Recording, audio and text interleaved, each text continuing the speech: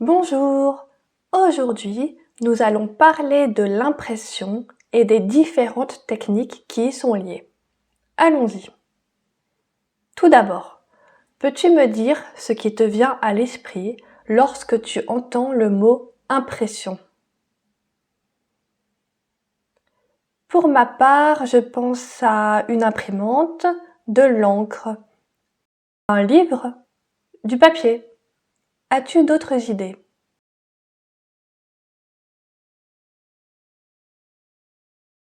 Connais-tu l'histoire de l'impression?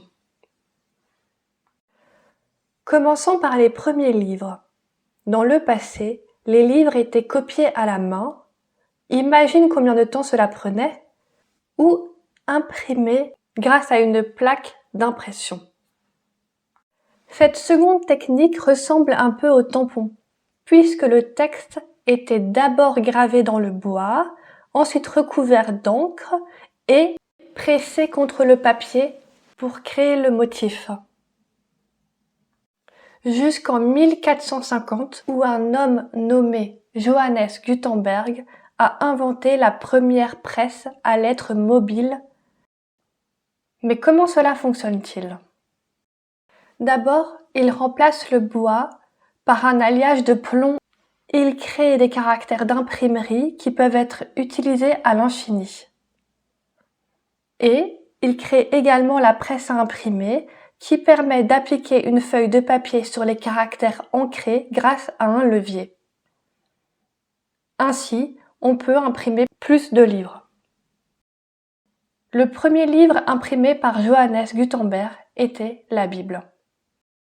Pour te rendre compte de la lenteur de la tâche, nous pouvons créer nos propres tampons.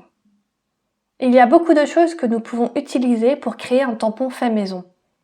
Cela peut être du carton, un rouleau de papier ou même une pomme de terre. Aujourd'hui, nous allons utiliser du carton. Donc, tu auras besoin de quelques morceaux de carton, différentes couleurs de peinture, une feuille de papier, un crayon et des ciseaux. Tout d'abord, tu peux dessiner des formes ou des motifs simples sur ton morceau de carton. Une fois que tu l'as réalisé, tu peux la découper. Si c'est trop difficile, demande de l'aide à tes parents. Ensuite, tu peux coller cette forme sur un autre morceau de carton un peu plus grand que la forme elle-même. Maintenant, il te suffit de le tremper dans la peinture et de tamponner sur une feuille de papier. C'est facile, non? Comme devoir, j'aimerais que tu crées tes propres tampons, mais avec une technique différente de celle que je vous ai montrée.